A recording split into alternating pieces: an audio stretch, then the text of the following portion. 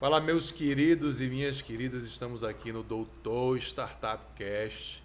Quero perguntar para vocês se vocês acham que o mundo da gestão tradicional combina com o mundo da gestão das startups, com o mundo de inovação, com o mundo de investimentos. É um pouco sobre isso que a gente vai falar hoje aqui no Doutor Startup Cast com o grande João Dutra.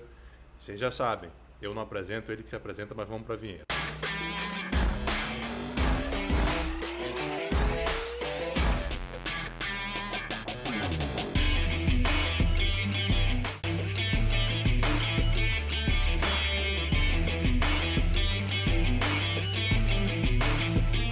João, prazerzão, cara. Obrigadão. Obrigado a você, meu irmão.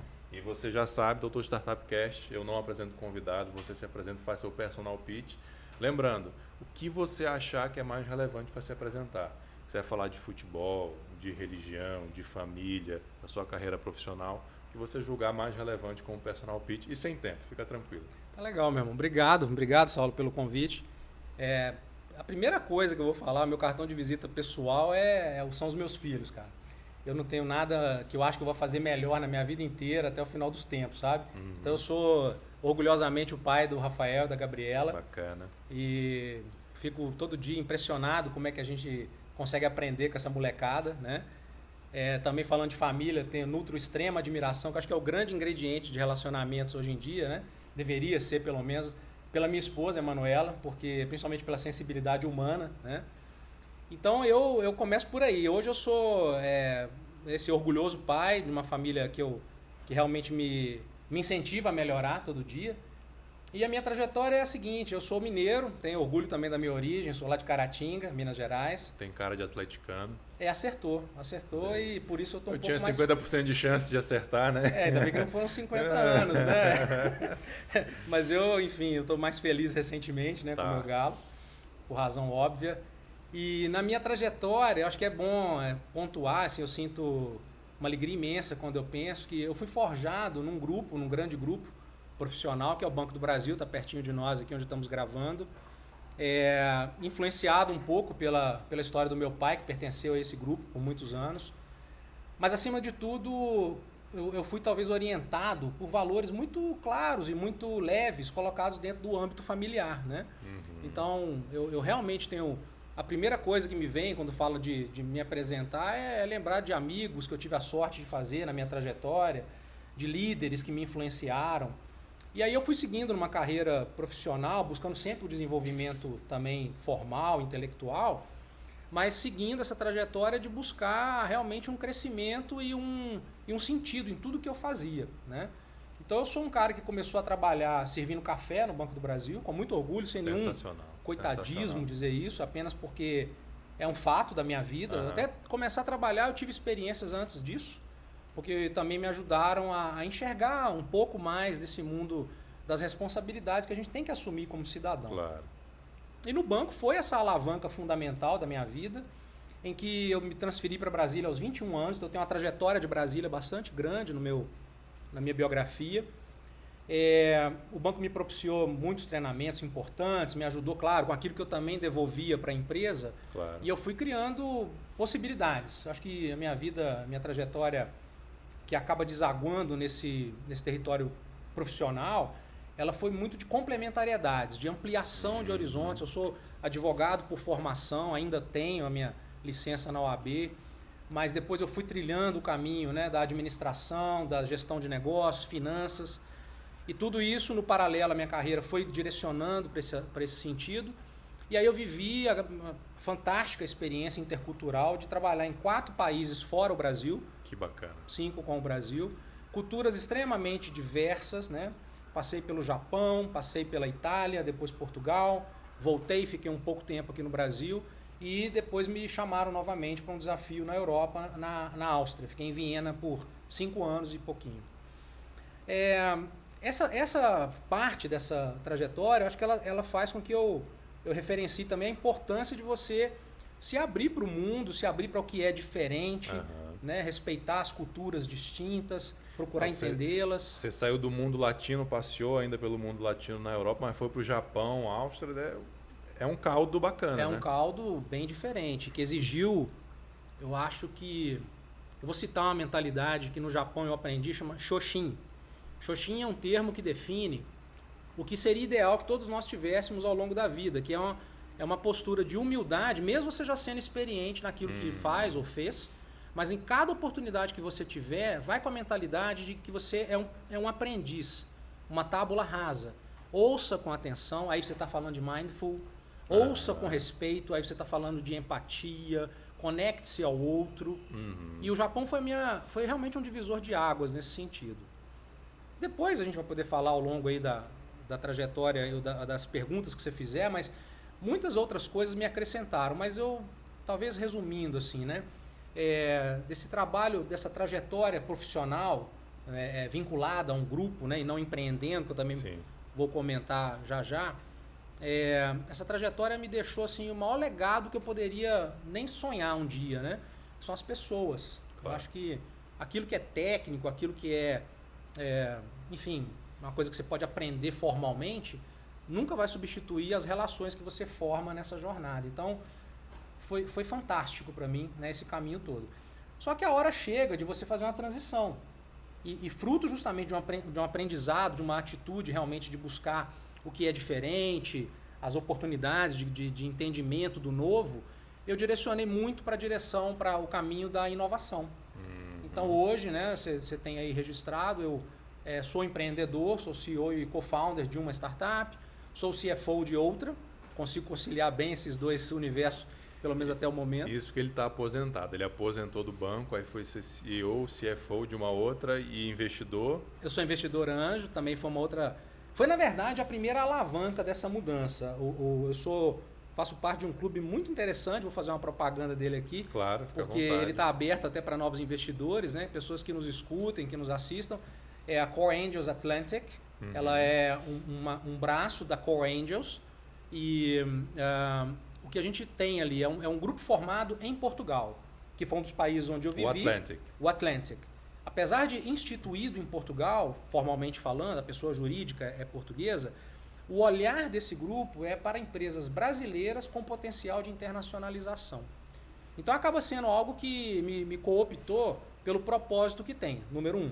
Certo. Número 2, me cooptou pela seriedade das pessoas que ali estão, pela governança que é muito bem gerido, né? Esse fundo está se transformando num fundo, inclusive, de investimento.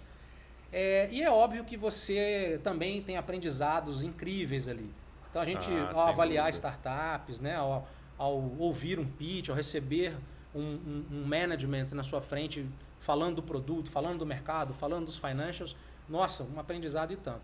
Então isso me incentivou a ter essas outras direções que eu já comentei como empreendedor.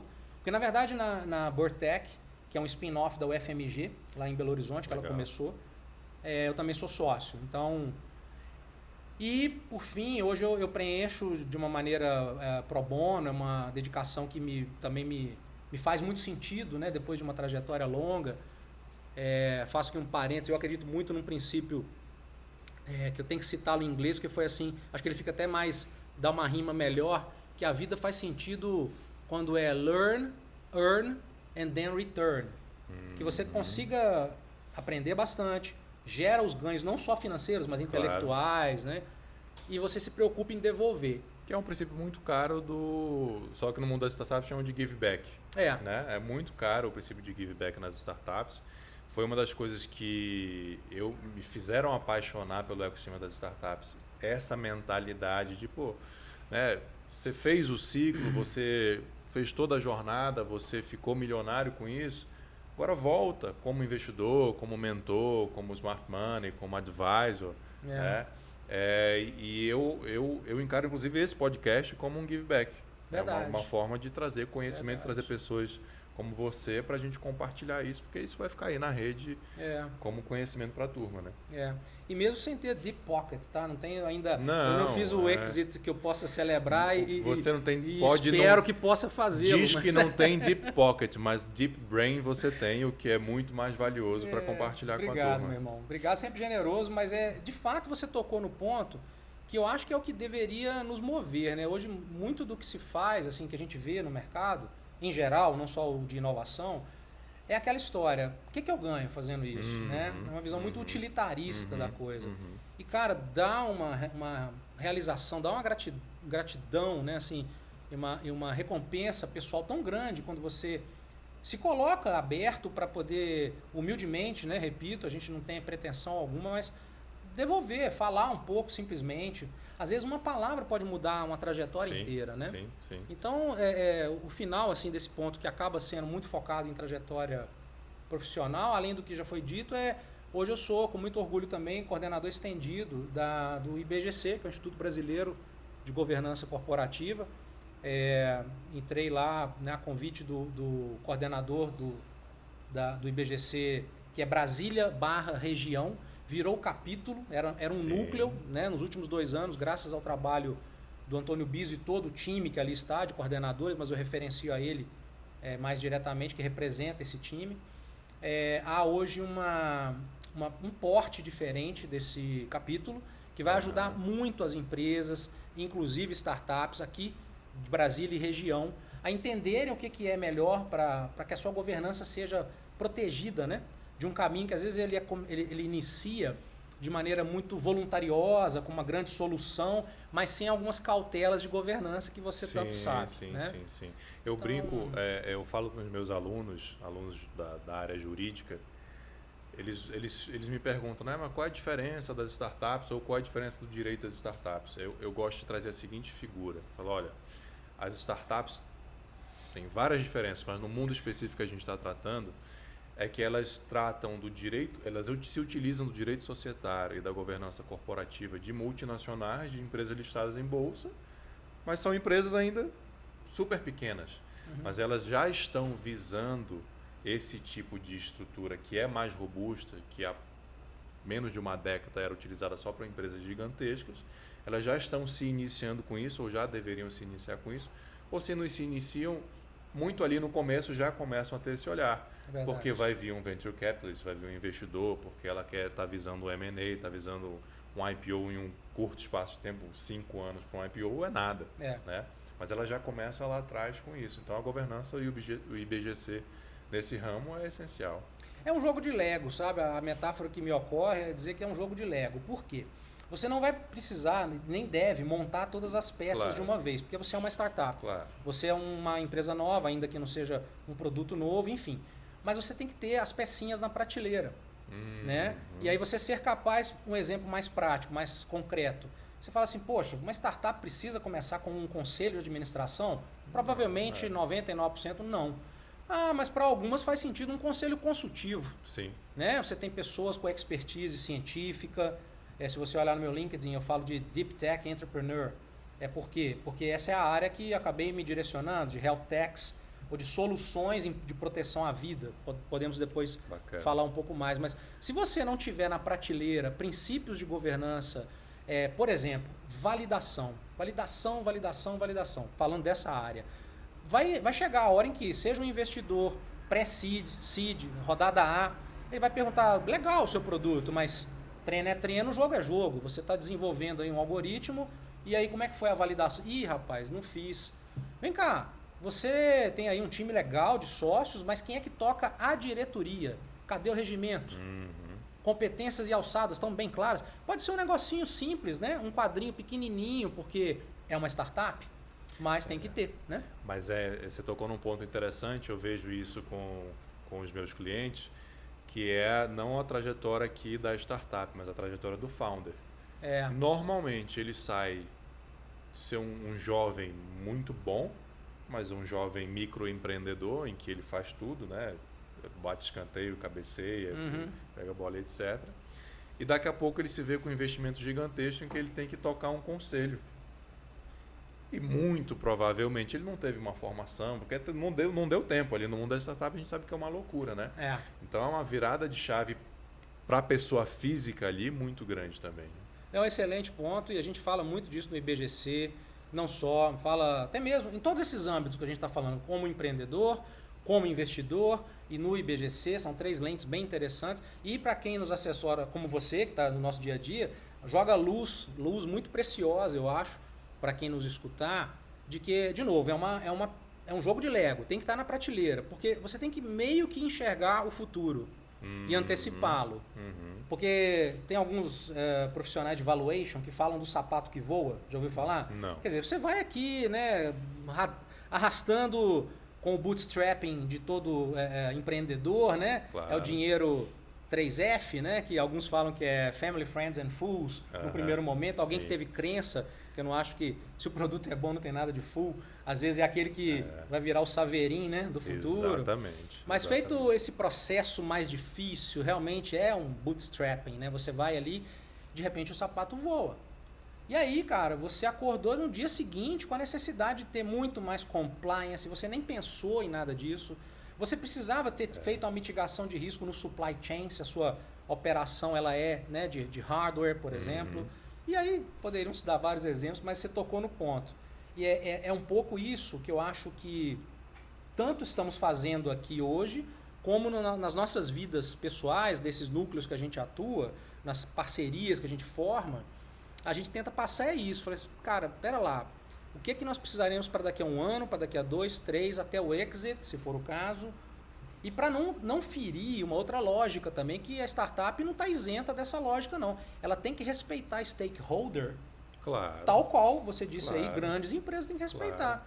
Claro. E ela tem muito mais, costuma ter muito mais stakeholder do que uma microempresa tradicional, porque ela já faz o option pool, já tem o vesting, já coloca os funcionários como sócios, ela tem a questão da escala, então ela vai atingir muito mais gente do que uma... Eu sempre faço, porque eu já tive uma cafeteria, então eu sempre faço o paralelo entre, Legal. como exemplo, uma startup e uma cafeteria. A cafeteria é aquele universo ali, os stakeholders estão ali naqueles 50 metros quadrados, né? A startup é Brasil, é América Latina, é mundo, então os problemas, aspas, ou os desafios, melhor dizendo, são escalados também. É verdade, é verdade. Aliás, falando de cafeteria, esses dias eu vi uma frase do CEO do Starbucks, não sei se você já viu, que ele falou assim: nós não estamos no ramo de café servindo pessoas, nós estamos no ramo de pessoas servindo café. Isso é uma outra coisa fundamental, cara. Você é um cara que fala muito em pessoas, né? Falo. Eu falo e hoje eu me sinto à vontade, né, por tudo que eu pude caminhar, sofrer, errei, claro. Aliás, não acredite em ninguém que conte histórias só de sucesso, seja do produto que desenvolveu, seja da sua própria trajetória. E, enfim, dito isso, eu hoje me sinto bem à vontade de que é uma percepção muito genuína, sabe? É uma crença mais do que uma percepção, é um valor. É uma crença e um valor. Porque se lá na frente você olhar e olhar para trás e ver o sucesso, eventualmente, de uma trajetória profissional, econômica, mas você deixou corpos pelo caminho, não valeu a pena não, cara. Não valeu. Essa forma de pensar antiquada, né, muitas vezes praticada, ela realmente está adoecendo o mundo. E precisa ter uma corrente do bem, de pessoas que realmente acreditam nisso, para fazer uma mudança que vai contagiando, pelo menos aqui quem está perto, e ampliar. Isso passa por muitas premissas, que eu não vou abrir a caixa de Pandora, mas assim, eu realmente acredito que você, falando de startups, para ficar focado no tema, aposta no jockey, não no cavalo. Tá? João, esse foi um dos aprendizados que eu achei mais sensacional quando eu entrei no mundo das startups. Que eu comecei a lidar com o mundo de venture capital e aceleração, lá com a turma da Cotidiano, que foi assim, cara, você acha que startup é tecnologia? É a primeira associação que as pessoas fazem? Não, startup é pessoas. O investidor investe em pessoas, investe no jockey, né? A tecnologia pode ser boa, o modelo de negócio pode ser bom, mas se as pessoas que estão por trás não são boas, pode ser a melhor ideia do mundo. Exato. A chance de ela dar errado é muito grande. Mas se a ideia for média e as pessoas forem excelentes, né, a chance de dar certo é muito grande. E aí eu falo isso também, né? Quanto mais early stage, mais pessoas você tá investindo. Você não tem nada, você não teve a validação, você não teve a escala. E quanto menos early stage, mais late stage, ainda tem um peso muito grande das pessoas. Tanto é que mesmo quando acontece um exit, quem está comprando ali quer que os executivos continuem na operação, porque eles criaram aquilo do zero, eles conhecem de trás para frente, né? E eu acho que a locomotiva dessa parte da conversa se chama propósito, né? Não é falando de um jeito retórico que também contaminou bastante o mercado e as falas. Desculpa te interromper, João, porque eu queria fazer um comentário já antes que tem a ver com o que você está falando. Pois não. É muito bacana ver um cara que tem uma carreira consolidada como a tua, falando em que a gente tem que valorizar pessoas, falando que a gente tem que ter give back, né? Falando em propósito. Porque são coisas que são deturpadas também, discursos que são deturpados. Né? E por que eu estou te falando isso? Porque como isso gera, às vezes, mídia, às vezes gera dinheiro, a pessoa que está ali falando tem interesses outros. Claro. E você tem uma carreira consolidada, não precisava mais estar aqui de mimimi falando isso, e a gente vê que é algo bem sincero, que está dentro de você, que está no seu propósito, esse tipo de coisa, né? É absolutamente verdade. Obrigado por essa outra alavanca dessa mesma questão, porque ela é muito adequada. Gente, a vida passa muito rápido, né? E cada vez mais, eu sei que é jargão, muitas vezes essa figura já existiu, mas abre a famosa régua do tempo e começa a prestar atenção nesse sentido de legado, né, que todo mundo almeja. E o legado, aí tem outro problema.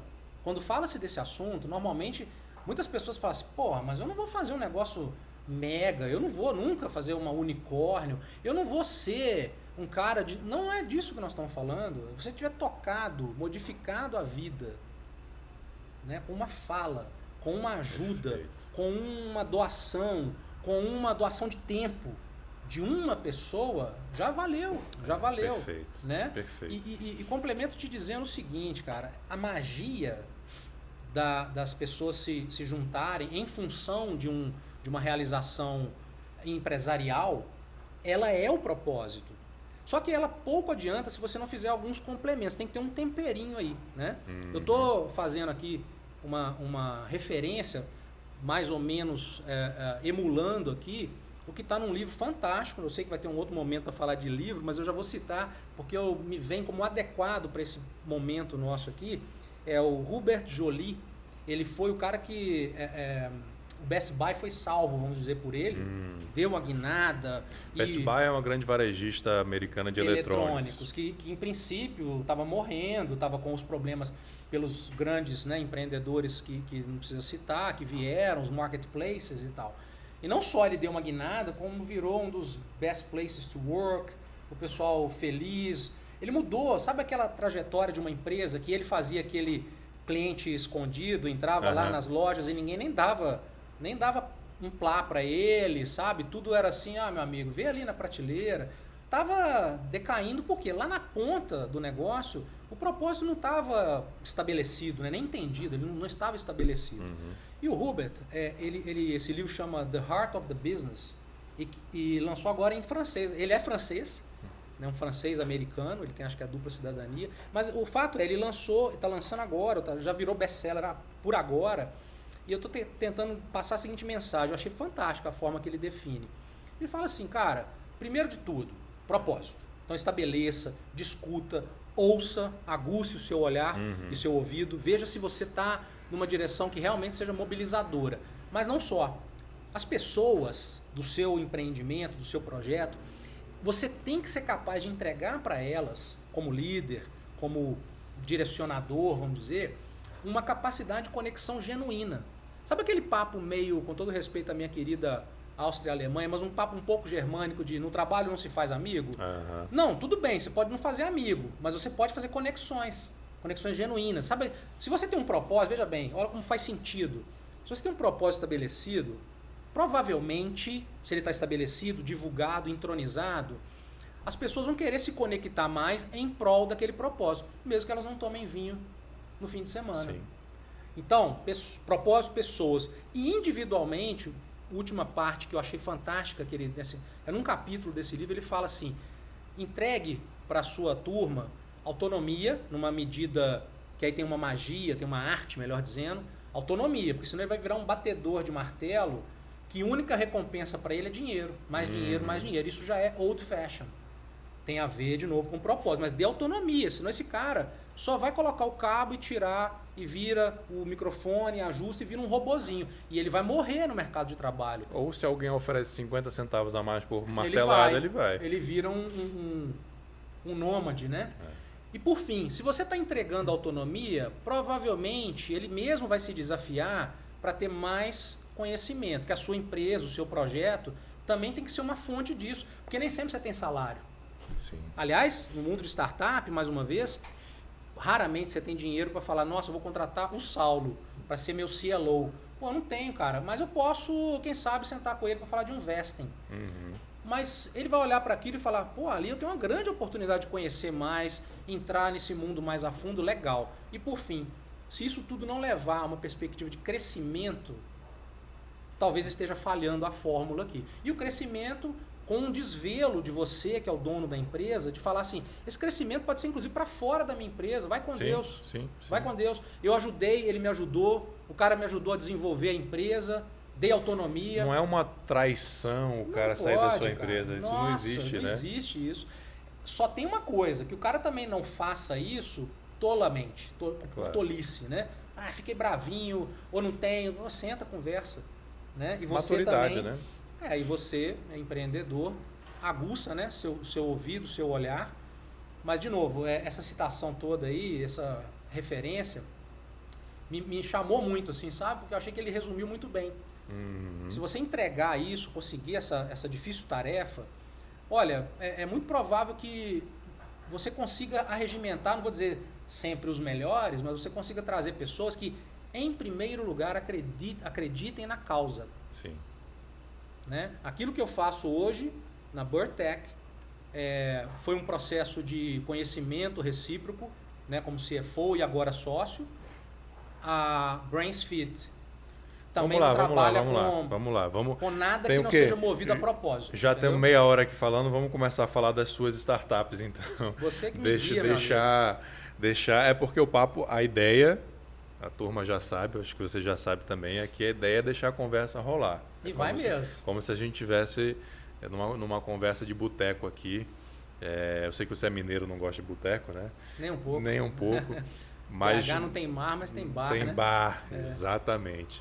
Mas vamos tentar dar um norte aqui, pelo menos uma highway, não que a gente não vá desviar, a gente desvia e volta um pouquinho. Mas depois dessa trajetória de quantos anos no Grupo Banco do Brasil? 34. Rapaz, quando eu paro e penso... 34 anos, mas você fez uma brincadeira aqui antes de começar, que eram 59? Porque meu pai trabalhou 25. Então 25 já veio no sangue ali o trabalho do teu pai. E aí você fez essa trajetória, se aposentou, aspas, né? E hoje está com essas atividades aí de ser sócio, não sócio investidor, sócio atuante, founder em uma delas pelo menos. Uma como CEO, outra como CFO de 2 startups. E é investidor e membro do IBGC.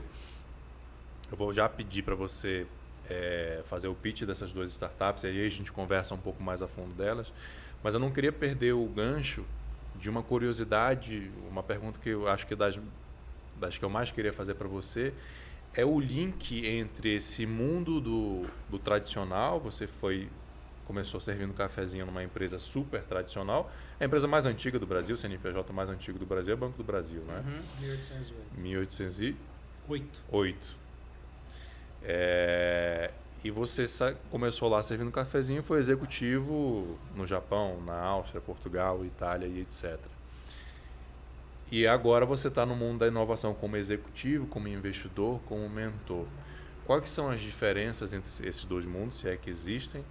Quais são os aprendizados que você traz de um para o outro, que você está enxergando de um para o outro, desses 2 mundos que aparentemente há uma dicotomia aí? Eu reputo, Saulo, essa excelente pergunta como um falso dilema, né?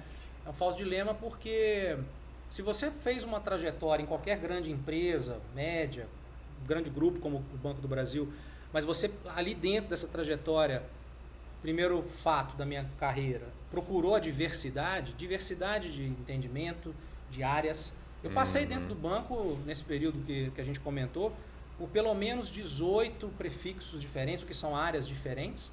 Às vezes algumas são similares, aí muda só o prefixo, mas Quantas delas tinham a ver com direito? Que você é advogado. eu diria que umas 4. Não foi predominante. Bacana, Mas assim, muito legal. mas aí eu vou melhorar a performance do direito aí nessa construção, porque o direito está em tudo. Então assim, Perfeito. mais diretamente, separando para analisar contratos, inclusive foi a minha última parte da trajetória de ativos estressados ou recuperação de créditos, em que você tinha que ter um arcabouço jurídico muito importante para poder sentar, discutir contratos, sempre assessorado, é claro, por quem tem realmente, né, o condão de responder pela área jurídica. Mas o direito é uma coisa que está na sua vida Tá em tudo. a todo instante, a todo momento. Mas, de fato, eu propositalmente, decididamente, né, refletidamente, eu escolhi um caminho nesse mundo corporativo de amplitude. E a profundidade, ela era sim trilhada a cada momento que eu fiquei nessas áreas, que não Certo. foram períodos pequenos necessariamente. Então tem áreas que eu fiquei 4 anos, tem outras que eu fiquei 3, mas não muito menos do que isso. E aí, o que eu quero dizer? Se você está com o olhar e a mente atentos ao que é diferente, procurando se desafiar ao aprendizado do novo, você naturalmente vai compor um arcabouço dentro da sua cabeça, um capital intelectual que você, sem pretensão, eu digo isso com toda humildade, mas é natural, que você consiga sim. Na hora que chega o momento de uma transição, fica mais fácil para você encarar esse novo mundo fazendo aço. Porque ele não é totalmente novo, não. Mas a gente falou bastante já, né, nessa altura da nossa conversa, do quanto você tem premissas de governança que vão ajudar uma startup, a pecinha de Lego que você tira da prateleira, e que lá no banco, por exemplo, ele prima por uma boa governança, é uma empresa, né, do topo do nível de governança da B3, né, que já entrou no novo mercado, nossa, há muitos e muitos anos atrás, décadas atrás. Ora, então, eu acho que tem um ingrediente que precisa só para fechar dizer, que é a energia que você quer dedicar a isso e de que maneira você está disposto a tomar riscos, porque aí o risco é pessoal, né? É um risco de realmente ter uma crença, de enxergar que aquilo ali vai modificar uma realidade de maneira muito concreta, diria até assim disruptiva em muitos aspectos, né? E se você coloca tudo isso e fala, não, na balança de valores que eu me oriento, pelos quais eu me oriento, faz sentido para mim, cara, vai firme, porque acredita que você, é aquela historinha, sabe? Às vezes, os termos muito rebuscados, com muita inglesificação, né? Natural, né? Isso é a vida. Aí tem gente que olha para aqui e fala, nossa, isso aí não é para mim, não. Como assim? Como assim, cara? Tem um vídeo, você falou que gosta de filosofia, aliás, falou fora, não falou aqui, eu acho. Falei fora. Mas além dessas poucas atividades, o João gosta de filosofia.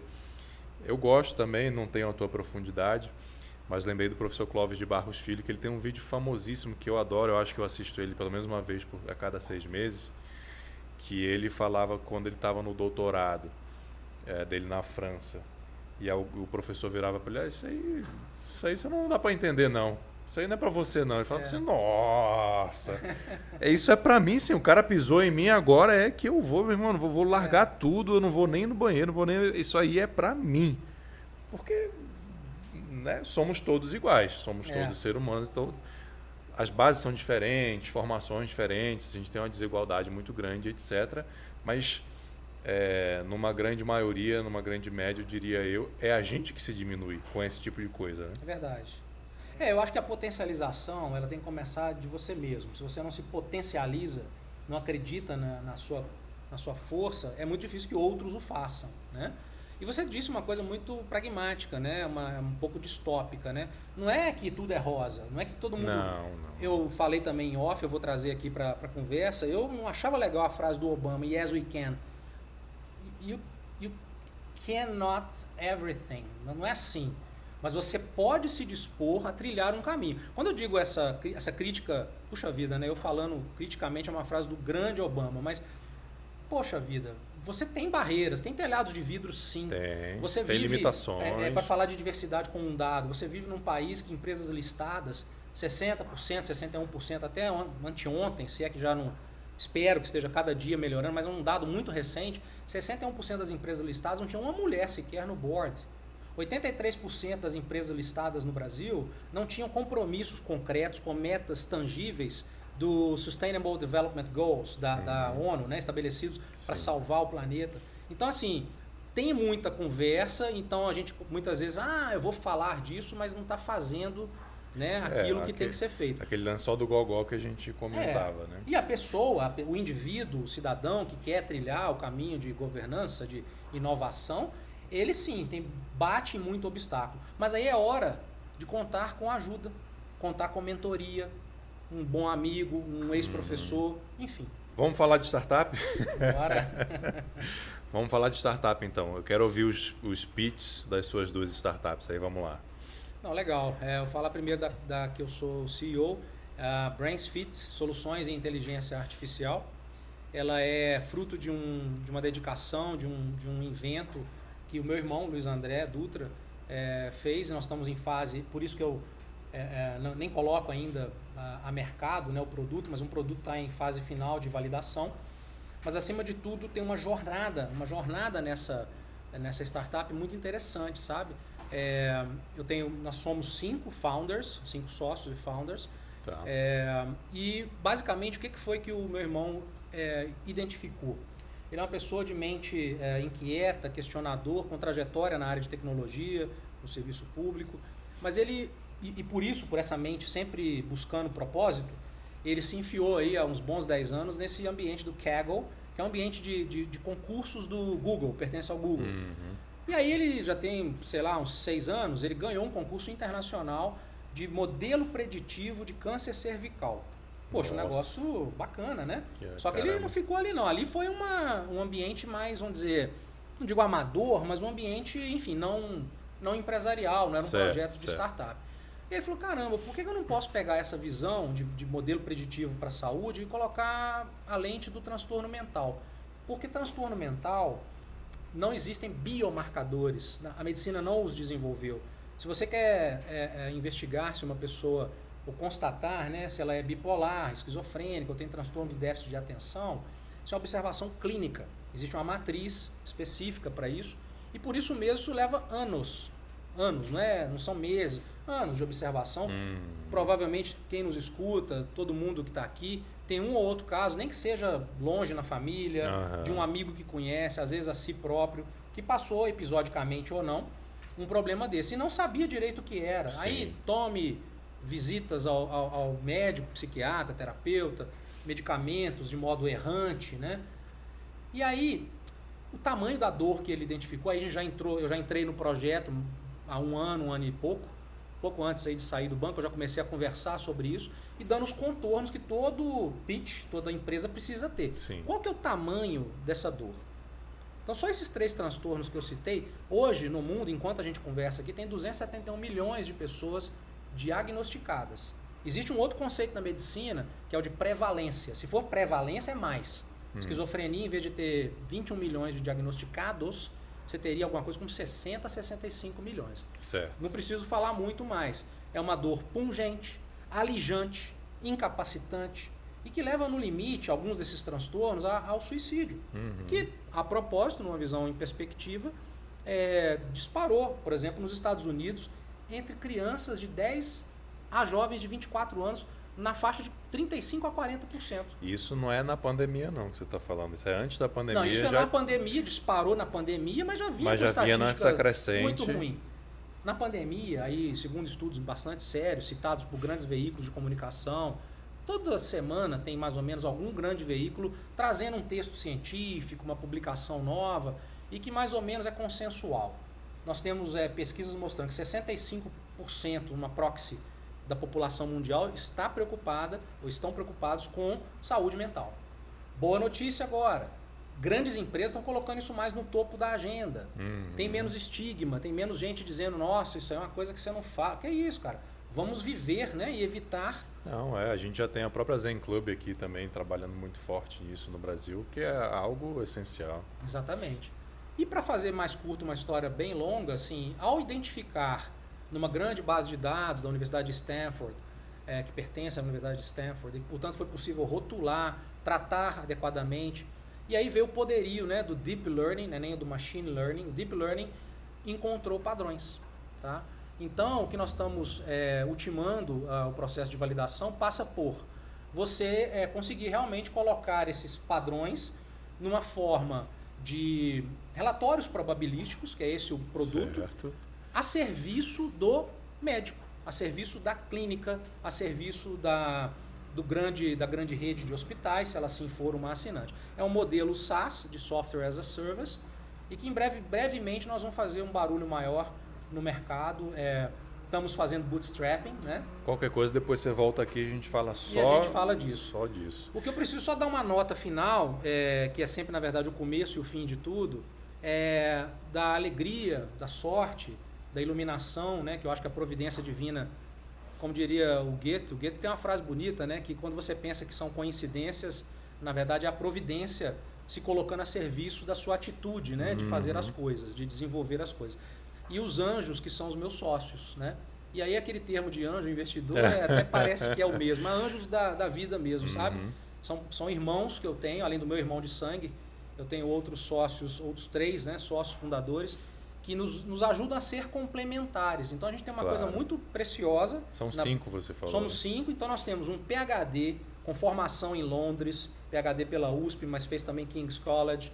O meu irmão, que é cientista de dados pelo I3E, né, ganhador de premiações várias e desenvolvedor de muita solução, mas tem um ex-colega de Banco do Brasil, muito experiente, foi vice-presidente de um dos bancos do conglomerado. Acima de tudo, um irmão, eu trato como irmão. Um advogado, provavelmente hoje um dos 5 melhores advogados societários boutique, né? Lá de São Paulo. Um irmão também já se tornou. E eles estão nessa trajetória enriquecendo e fazendo aquilo que a gente falava em off. Tem que ter complementariedade. Com certeza. Você não pode pegar. Hoje mesmo, hoje cedo, o César Taurion, no Neofeed, fez um belo artigo, mas um belo artigo sobre machine learning, complementariedade, ele fala de tudo, basicamente. Eu recomendo esse artigo do César. Não o conheço pessoalmente, mas admiro muito os textos dele. Ele dá um pouco de uma aula ali, sabe, do que tem que ter uma startup desse ramo. E tem uma hora que ele dá uma tônica muito clara sobre isso. Não ache que é só um papo de cientista de dados ou só de médico profundamente conhecedor. Tem que ter a complementariedade empresarial. Então essa é a primeira. Só para esclarecer uma dúvida que fica, vocês vão dar o diagnóstico? Não, essa palavra é juridicamente proibida. Essa tem a ver com aquele também que a gente falou um pouco antes, que é uma solução, é bom a sua pergunta para enfatizar, é uma solução de suporte ao diagnóstico final. Uma ferramenta para o médico. Ela nunca, jamais, em tempo algum, pretenderá sair dela um relatório dizendo: Saulo Miquiles, o que se indica aqui probabilisticamente, mas que é um diagnóstico. Jamais. Primeiro que isso implicaria numa série de conflitos éticos, numa série de implicações de responsabilização civil, né? De repercussões mesmo de licenciamento. Você, para entrar com um produto dessa forma, é um medical device, sem dúvida nenhuma. E não é isso. Alavancando aí na sua pergunta, é o conceito de human in the loop. Não é on e nem out, é in. Então, o ser humano profissional da medicina, ao fazer um pedido de processamento de uma imagem, é um processamento de imagens, ele recebe um retorno que dá o melhor indicativo probabilístico possível, fruto desse aprendizado, e aí ele toma a decisão dele. E aí você dirá, mas isso é revolucionário? Pergunte para a comunidade científica, e nós tivemos o cuidado, claro, de fazer, mesmo sabedores nitidamente que é bastante revolucionário, nós fizemos nossos focus group, perguntamos, e o retorno é óbvio. Bacana, sensacional. E vamos para outra então. A Bortec é um resultado de é um trabalho que já vinha há longos anos. Foi iniciado nos laboratórios da UFMG de neonatologia. Tem uma doutora, vou citar nesse caso porque já é uma coisa muito notória e precisa ser exaltado mesmo, o trabalho da doutora Zilma Reis, neonatologista, chefe de departamento, professora da UFMG, e todo um time de cientistas identificou a seguinte necessidade: gente, nascem a dor, né? Como toda startup tem que ter uma clareza do que é essa dor. A startup tem que resolver uma dor. Nascem 15 milhões de prematuros todo ano no planeta. 1 milhão perece. 1 milhão não sobrevive a um dia. Tá? 1 milhão de vidas se vão. Causas básicas, além daquilo que não é possível realmente contornar, mas é a falta de assertividade de qual era a data daquele feto, quando ele realmente virou o neonatal, a data exata, para você dar o cuidado exato. Faz toda a diferença. Se o menino nasce com 30 semanas, na verdade o conceito é abaixo de 37, se eu não estou falhando aqui, mas vai 30 semanas e 2 dias ou 32 semanas. Aí você não vai saber se é para colocar na incubadora, se é para pedir transferência para capital. Pensa lá no interior da África. Nossa. O equipamento que foi criado, que eu já vou descrevê-lo, foi testado lá em Moçambique. E você tem um orçamento muito limitado para transferir pessoas doentes do interior tribal lá para Maputo.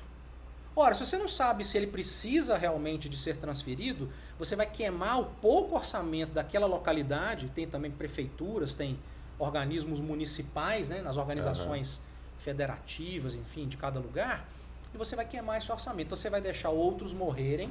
Ou outro exemplo, mais simples, você não sabe se é para dar uma injeção de adrenalina, ou você não sabe se é para colocar na intubar, ou incubar, né, na incubadora. Assim vai. O que eles, naquela época, então, identificaram o seguinte: nós temos que desenvolver um mecanismo portátil, que não seja invasivo, não precise furar nada na criança, para saber, então, essa idade gestacional. Entrou em cena o meu atual CEO, que é o Rodney Guimarães, um astrofísico, pós-doutor, uma pessoa de muita visão e de muito propósito.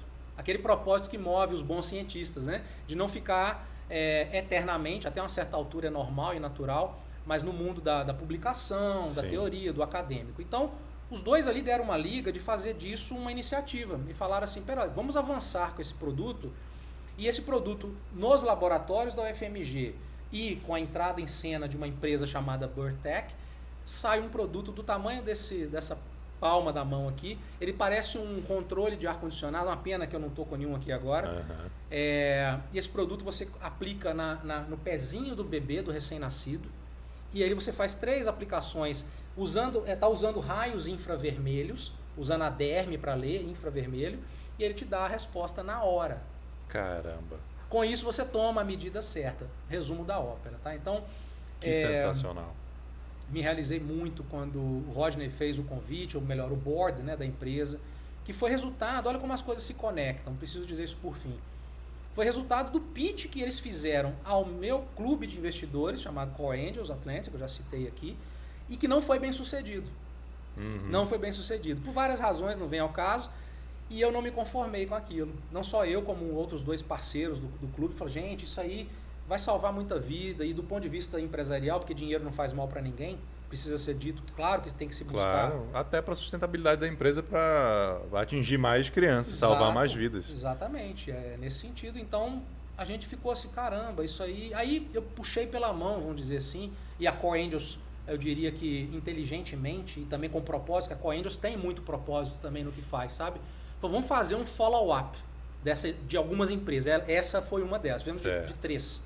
Se não me falha a memória. Então deram um feedback. Aí nós criamos um comitê menor, eu fazia parte desse comitê, e eu via aquilo todo dia, quando a gente se reunia, eu falava, gente do céu, vamos ajudar aqui, ô Rodney, vamos fazer um novo pitch, vamos colocar outros elementos, enfim. E dito isso, ela voltou a se apresentar no nosso comitê deliberativo de outubro do ano passado e passou. Então a Core Angels Atlantic está investindo, tem uma injeção de capital já acontecendo em fase de due diligence. Isso é, enfim, o resultado de todo esse trabalho. E pelo fato, penso eu, né, o Rodney certamente concordaria com essa fala, é que ali eu acho que eu mostrei aderência ao propósito. Sabe aquele negócio de você estar ali, eu tirei as minhas madrugadas que, enfim, de onde você consegue tirar para fazer um trabalho de ajuda, né, enfim, construção. E aí veio o convite, aí eu prontamente... perante o clube de investidores, eu declarei meu conflito de interesse para, inclusive... Convite para ser CFO. Para ser membro do board. No primeiro momento discutimos se seria advisor, seria... Eu falei, não, a gente precisa de braço, arregaçar a manga. E eu falei, tá bom, se eu acredito, eu vou junto. Né? E realmente acredito. Então eu acredito mesmo que para o ano que vem, essa empresa vai estar ramping up, assim, realmente, e salvando vidas mesmo, sabe? Nossa, Não tem nada mais nobre do que isso para falar. Resumo da ópera dessas 2 empresas, a gente acredita que elas vão ajudar a preservar vidas mesmo. Que sensacional.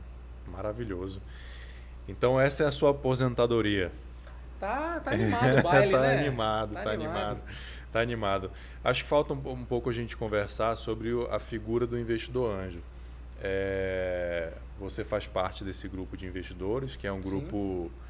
O Core Angels é um grupo de investidores ao redor do mundo que tem, não sei como você chama, são capítulos, se são regionais. O que une esses capítulos ao Core Angels, o que é o Core Angels, e depois fala um pouquinho do que você enxerga como sendo a atividade de um investidor anjo. Você na sua própria pergunta basicamente descreveu o que galvaniza, né, esses vários grupos que se formam, essas empresas independentes, mas consolidadas numa holding, né? E que é essa capacidade, essa visão de capilaridade em prol dos bons projetos que aí estão. Porque, sim, tem muito agente, muito mais potente do que a Core Angels. A gente tem, novamente, uma questão de humildade de se reconhecer como um time relativamente recente, que não tem um capital, de novo, comparável com grandes investidores, mas um capital relevante o suficiente para pegar pela mão as empresas que enquadrem nessa tese. E aí vai uma outra parte já da resposta que você me pede. Você precisa ter num clube de investidores, e aí vale para o planeta inteiro da Core Angels, uma tese clara de investimento. Perfeito. Explica pra gente o que é uma tese de investimento, por favor, João. Porque se você não a tiver, você está sendo, eu diria, até injusto, um pouco até temerário, sabe? Porque você está dizendo assim, eu tenho dinheiro aqui, eu juntei um bando de gente aqui, e pode ser PF, PJ, e tenho dinheiro, mas espera lá. Eu vou perder o meu tempo, às vezes, investir meu recurso da minha empresa que já está suando para desenvolver o seu dia a dia e não tenho a menor chance de passar no seu comitê de investidores. Porque já está fora da sua régua lá, da sua tese, mas você não declarou isso. Você não declarou. E a Core Angels declara muito tranquilamente, a primeira parte da tese é que você seja uma empresa brasileira que já tenha a existência demonstrada, ou seja, pelo menos 1 ano de faturamento. Tá. Não precisa estar dando lucro, não se trata disso, mas que exista, esteja faturando, né? Pode ter seus ciclos também. Isso não é uma regra, né, assim, de eliminar quem ainda está no bootstrapping ou está não dando resultado ainda. Tudo bem. Mas precisamos enxergar ali um apelo, normalmente, na predominância, um apelo digital, né, uma potencialidade que tem a ver com a escalabilidade, o que é digital, né? Tem a ver também com a sua capacidade de internacionalizar. Então você está fazendo algo que, puxa, é totalmente Brasil, né? Orientado a Brasil, talvez Latin America. Não, então não parece ter aqui uma capacidade de escalar na Europa. E quando fala Portugal, vale lembrar, Portugal também tem uma consciência muito grande, eu admiro muito, aprendi muito também em Portugal, né? Com a seriedade das pessoas. Eles se reconhecem bem como um mercado pequeno, porque isso é óbvio, isso é um fato.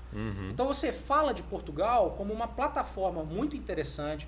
O Web Summit português é uma referência mundial, o maior encontro, né? A gente até falou disso um dia. E que você então tem que falar assim, caramba, eu tenho uma solução escalável, eu posso entrar a partir de Portugal, daqui a pouco eu estou atacando porta de entrada, Portugal a é porta de França entrada. ou o mercado germânico, assim vai. E que o valuation pós-money, a gente já pensa assim, bom, se eu botar dinheiro nessa empresa, ela não vai ter um valuation muito mais do que 2 milhões de euros. Tá. E isso eu acho legal falar para quem estiver interessado nisso, porque você vê que não é big money não. Você chegou à empresa assim, eu já nasci grandona e tal, talvez a gente não tenha dinheiro para colocar ali. Deixa eu só explicar aqui para a turma, João, o que é o valuation post-money, né? Quando um investidor vai fazer um investimento, são 2 caminhos. Ou não se discute valuation, vai falar em desconto, em valuation cap, etc. Ou já estabelece um valuation para que ele saiba quanto que ele vai ter de percentual daquela empresa. Então, a empresa vale tanto, vale X, eu boto Y, esse Y é uma fração do X, eu tenho um percentual daquela participação societária. Mas aí tem o valuation pre-money e o post-money. O pre-money é o valuation que você estabelece na negociação para falar assim, olha, eu acho que a sua empresa hoje vale tanto. O post-money é quanto que a sua empresa vale depois que eu investi esse dinheiro. Exato. Né?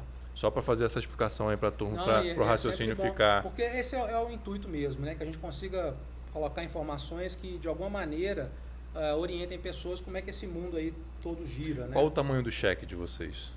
A gente coloca de 10% a 20% do equity do patrimônio da empresa. Então, assim, ela tem um valuation crível, comprovável, né? Usando modelos clássicos. E tá bom, acreditamos que ela tem aí um valor de 1 milhão. Então, vamos comprar 10%? Por quê? Só 10 e não 20?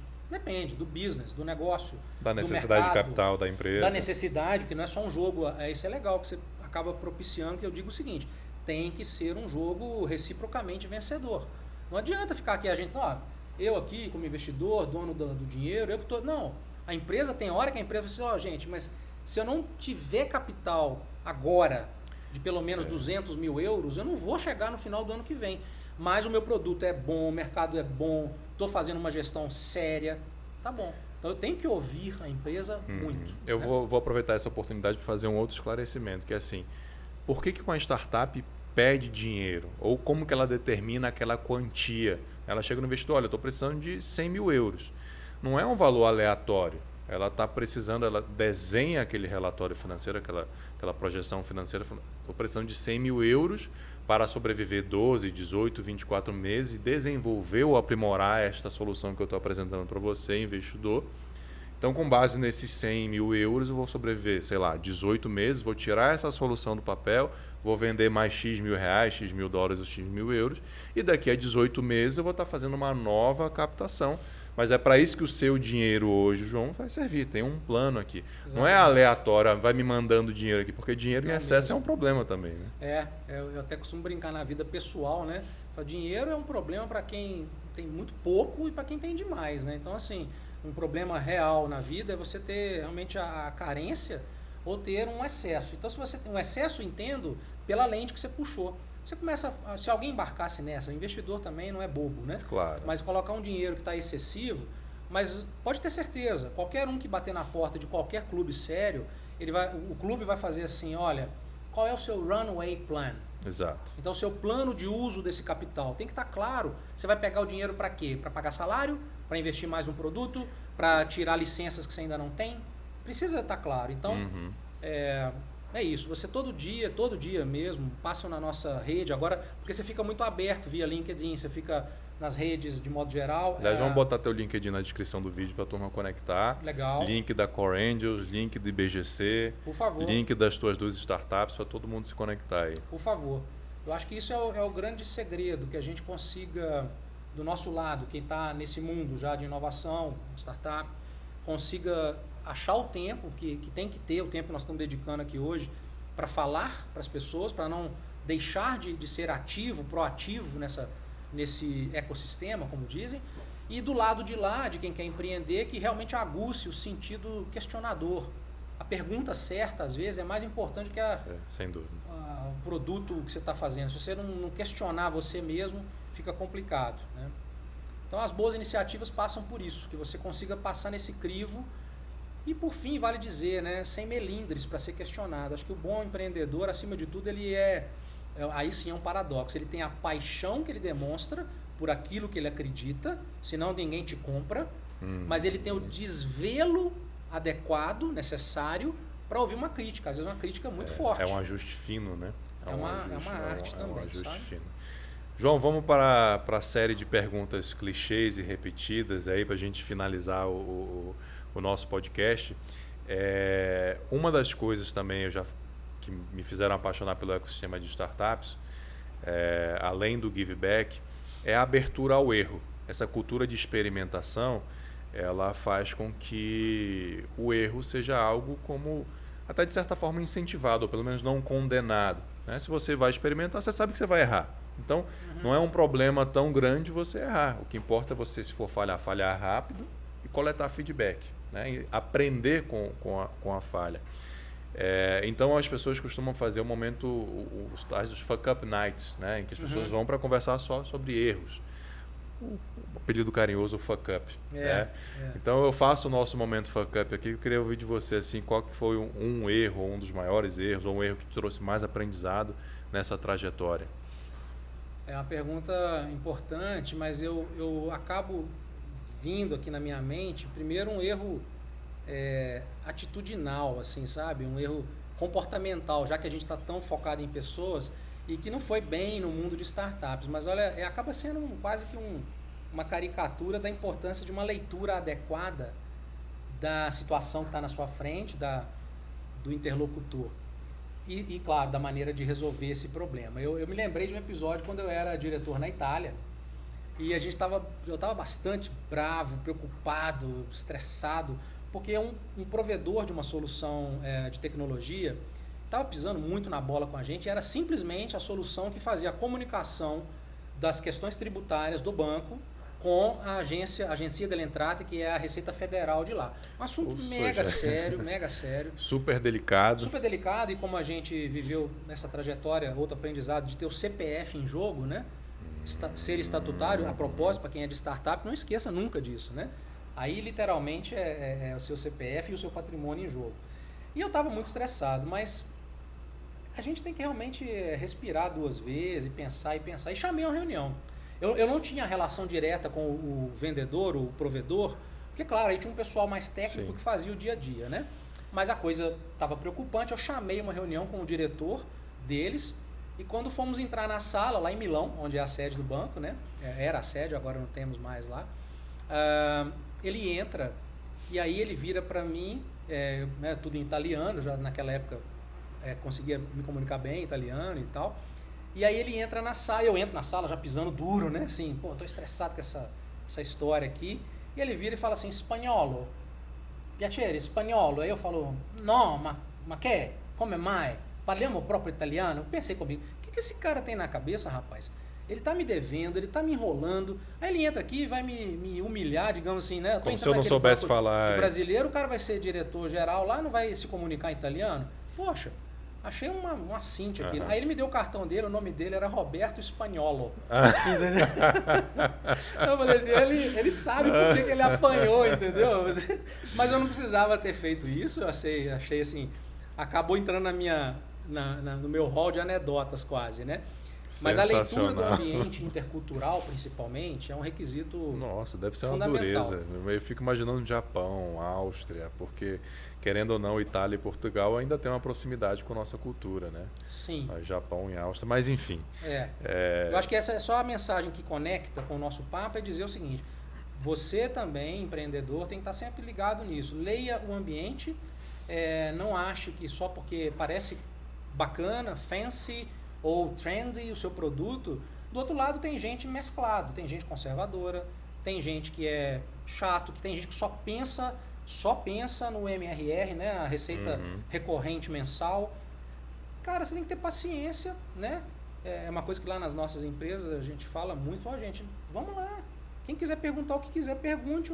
Se eu quero vender no futuro... Mas é isso. Eu falo isso muito para os meus clientes. Se você quer vender, e nesse caso que a gente está tratando, é vender a sua startup para captar um investimento, você tem que saber botar o chapéu do investidor. Você tem que saber que ele ouve pitch o dia inteiro, que ele recebe pitch deck o dia inteiro. Então você tem que saber se diferenciar e cativar aquele cara, né? Exatamente. Não tem jeito. É uma venda, e uma venda, na minha concepção, passa muito por você saber botar o chapéu do seu cliente. Exato. Então, assim, esse episódio, que de certa forma não é muito do mundo, né, de inovação. Não, mas o erro, ele vale para... O É. aprendizado é universal, né? O aprendizado é universal. É. A segunda pergunta que eu sempre faço aqui, e essa é muito boa de te fazer, é o que é ser CEO de uma startup? Você foi diretor executivo de uma empresa gigantesca, com toda uma estrutura nacional e internacional, e você está sendo CEO e CFO, ou seja, executivo de startups que estão em fase de validação. Estão lá no comecinho e que certamente não tem essa estrutura toda. Como é? Como é uma relação de desapego todo dia a essa sigla. Porque essa sigla glamoriza demais o que você faz numa startup, Perfeito. sabe? Tudo bem, assim que foi o mercado direcionando, e hoje você é CEO de qualquer coisa, entendeu? Aham. Mas você tem que ser, basicamente, um catalisador de pessoas. E eu sei que sou repetido, porque falamos muito até aqui disso, mas você tem que puxar as pessoas certas, não querer ser o CEO o tempo inteiro. Acho que uma grande parte da resposta está nisso. Ok, formalmente você acabou então sendo founder, e que tenha sido, de preferência, uma escolha da sua turma, e assim foi comigo, graças a Deus.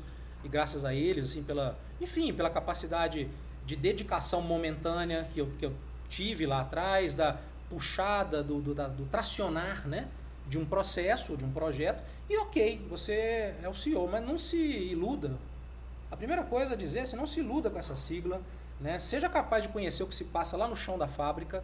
Eu tenho um querido irmão da minha querida cidade natal, Caratinga, né? Mais uma vez lembrar onde nasceu o Ziraldo, para compensar o Aguinaldo Timóteo, mas a Mira Leitão, e temos gente muito boa lá. Caratinga, esse meu amigo, ele tem, né, uma empresa familiar que ele estava entrando naquele processo sucessório, vamos dizer, né? O pai envelhecendo e tal, e ele preocupado com muitas coisas da empresa. Ele tem uma empresa de alumínio e fabrica utensílios, né? Aí me perguntou, cara, o que você acha? Para onde eu vou? Eu falei, você vai pro torno. Você vai pro torno, meu amigo, aprender a fazer panela. Primeira coisa que você tem que fazer. Porque você pode a empresa já existia há muitos anos, né? Mas ele tem que ser capaz de ter esse chapéu que não vai se perder no detalhe granular técnico. Aí eu volto além para a startup que eu hoje sou o CEO.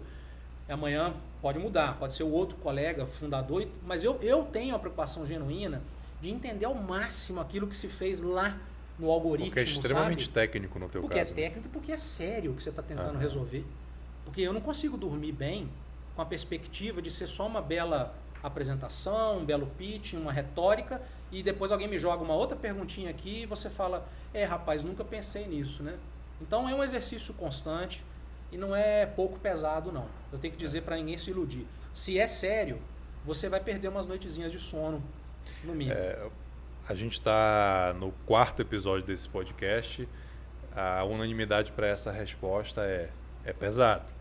É bom, vai valer a pena e tal, mas pé no chão, né? Não se iluda com a sigla, pé no chão. Não. É pesado.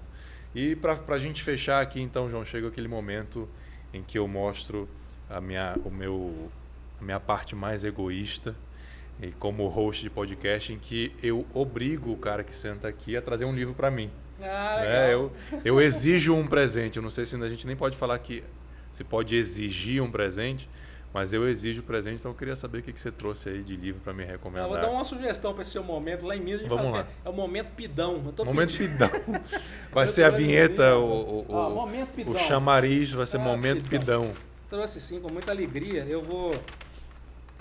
porque já que você pede, você também tem que doar, né, cara? Alguma coisa, né? Então, primeiro, esse livro me orienta muito, sabe, pessoal? Marco Legal das Startups. Olha só, que maravilha. Escrito por esse campeão que está aqui, um craque. Diz que é bom esse livro. E depois aqui do final você autografa para mim, tá? Senão eu não entrego esse daqui, tá bom? Eu vou ver se ele tá lido, vou ver se ele tá gordinho. Eu não marco livro, não. Eu sou um cara higiênico, tá? Eu gosto dá pra de ver ler. que você é cuidadoso. Meu querido sogro lá em Minas, rapaz, ele risca tudo. É fantástico. Ele risca e depois ele tira xerox ou ele tira as páginas mesmo e bota lá no hospital. Ele é médico, para as pessoas verem aquilo que ele é um cara generosíssimo, sabe? E o que você está fazendo, eu acho que é uma espécie é um ato de generosidade no final. Ou permite que a gente exercite isso. Eu estou te trazendo aqui The Mind of the Leader, tá? Do Hogarth e da Jacqueline Carter. Olha esse aí, livro é um livro que me marcou muito.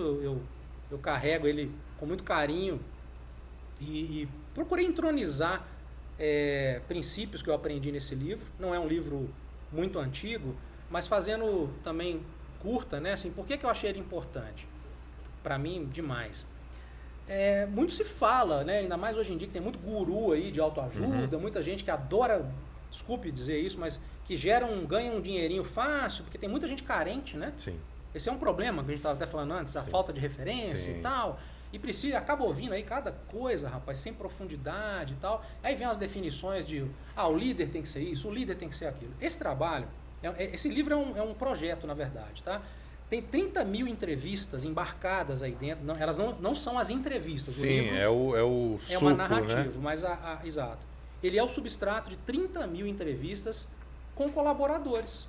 Com gente também que fazia parte, alguns de diretoria, mas de empresas do Harvard mundo inteiro. Business Review. É da Harvard Business Review. E o Rasmus e a Jaqueline, eles enxergaram uma coisa, eu achei muito impactante. Você sabe o que essas 30 mil entrevistas, e aí você pega isso como uma proxy muito válida, né, para o mundo empresarial, nos disseram? Que o mundo precisa de lideranças que sejam, nos termos, uma publicação, eu não sei se ela está em português, mas ela precisa de líderes que sejam selfless, mindful e compassionate. Numa visão bem simplificada, mas não menos, para mim, eloquente disso, Esse mindful, eu tenho muita... A tradução talvez possa ser assim, a pessoa atenta, né? Atenta, que tenha concentração naquilo que está ali na frente dela. Eu prefiro dizer que esse líder, ele tem que estar presente. Sabe aquele líder de alto de gabinete, que nunca vai lá por exemplo, no banco? Não é passível de conceber um presidente que não vá na rede. Aliás, o presidente atual tem feito um belo trabalho nesse sentido, meu amigo Fausto. De ir mesmo na ponta, entender o que está se passando lá. E, cara, tem que estar presente a liderança. Selfless. Muita gente traduz isso como desvelo, né? Quer dizer, não é para mim, é altruísmo. Desprendimento. Sabe a melhor tradução para mim? Desinteresseiro. Rapaz, eu já vi muito líder. Essa muito tradução mesmo. é bem mineira, né? É bem mineiro. O desinteresseiro. Sabe por quê?